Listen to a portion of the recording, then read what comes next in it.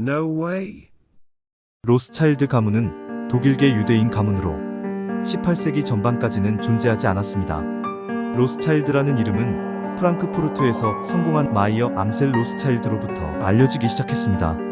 마이어 암셀 로스차일드는 골동품 가게와 대부업을 통해 성공을 거두었으며 성실함과 신용으로 가문의 부를 축적했습니다. 막대한 부를 움켜쥐게 된 시작은 나폴레옹 덕분이었습니다. 나폴레옹의 프랑스군이 유럽의 군주국가들과 전면적인 전쟁에 들어가 프랑크푸르트를 점령하자 마이어 암셀은 비렐름에 빼돌린 재산을 대신 관리하는 절호의 기회를 잡게 됩니다. 이때 이미 영국에 진출해 있던 야심적이고 모험적인 셋째 아들 네이선이 비밀 자금을 정식으로 투자하기 전에 여러 나라의 국채를 사고 되팔아 엄청난 단기 차익을 챙기고 사업적 명망까지 얻는 데 성공했습니다. 네이선은 이 자금으로 채권, 주식, 금, 다이아몬드 등에 투자하여 초기 자금을 키워갔습니다. 그 뒤 마이어 암셀의 다른 네 아들도 각각 프랑크푸르트, 빈, 나폴리, 파리로 진출하여 가장 이른 시간 안에 주요 정보를 공유한 채 유럽 전역을 커버하는 선진 금융 기법으로 막대한 부를 쌓게 되었습니다.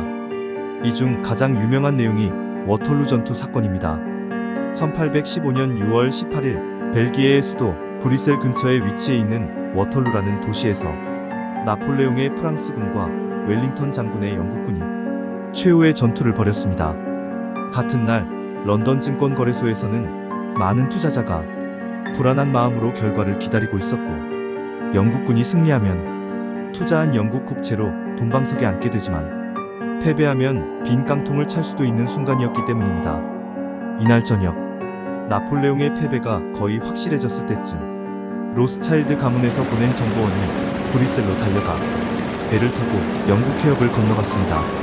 그 다음날 새벽 영국 포크스톤 해변에 도착해 이미 나와있던 네이선 로스차일드에게 편지 봉투 하나를 전했고 그는 편지를 읽어본 뒤 런던 증권거래소로 달려갔습니다. 이때 모든 사람의 시선이 그에게 쏠리며 이윽고 네이선이 눈짓을 하자 그의 거래원들이 영국 국채를 팔아치웠습니다. 이 모습을 본 투자자들도 너도 나도 팔자고 나섰지만 몇 시간 뒤 국채는 액면가의 5%도 안 되는 휴지 조각으로 변해 있었습니다. 이를 태연히 지켜보던 네이선이 다시 한번 눈짓을 하자 이번엔 거래원들이 반대로 국채를 닥치는 대로 사들였고 이후 웰링턴 장군의 특사가 승리의 사실을 알리려 런던에 도착한 것은 이틀 뒤였습니다.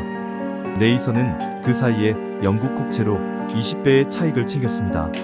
이렇게 막대한 자본을 벌어 설립한 로스차일드 은행은 역사상 최초의 다국적 국제금융그룹으로 각지의 정보원을 활용하여 각국 정부와 금융시장의 방향 등을 공유하며 부를 확장해 나갔습니다.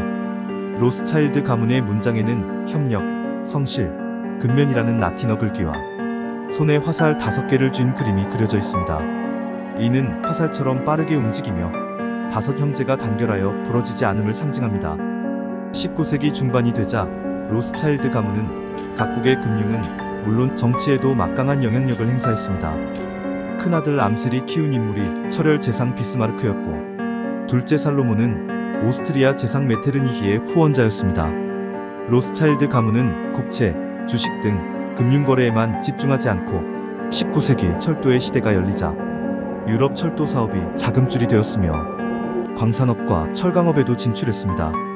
유럽 대륙의 산업혁명 과정에서 핵심 산업에 자금을 제공했다는 점에서 로스차일드 가문의 공헌을 무시할 수 없습니다. 그리고 미국 남북전쟁, 크림전쟁, 프랑스 대 프로이센 전쟁에도 로스차일드 가문이 자금을 댔습니다.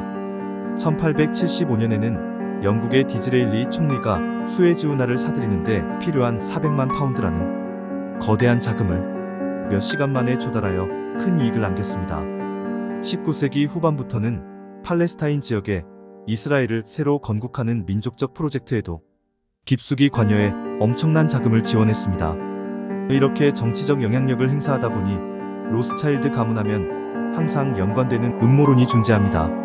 먼저 로스차일드 가문은 로스차일드 은행을 통해 은행업을 운영하였으며 이 은행은 철저한 비밀주의로 운영되었습니다. 로스차일드 성을 쓰는 사람만이 은행의 요직을 맡았으며 가문 내에서는 친족 간의 결혼을 통해 재산 유출을 방지했습니다. 그들은 재산을 공개한 적이 없고 재산 상속대에도 변호사 개입을 금지하여 외부의 재산 규모를 알리지 않았습니다.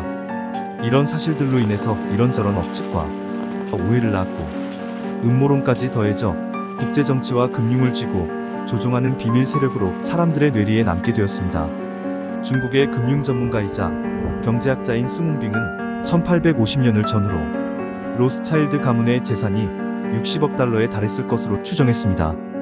150여 년간 연수익률을 6%로 계산하면 지금쯤 50조 달러에 이른다는 것입니다. 하지만 이런 추측은 매우 과장되었다는 게 역사가들의 지적입니다. 이에 대한 근거는 우선 나폴리 은행은 이탈리아 통일 과정에서 폐쇄되었고 프랑크푸르트 은행도 후계자가 없어 문을 닫았습니다. 오스트리아 빈 은행은 대공황 때 큰 손실을 받고 나치에 의해 몰수되었습니다. 그리고 런던과 함께 금융업의 중심이었던 파리 은행도 1981년 국유화되어 역사에서 더 이상 존재하지 않게 되었습니다.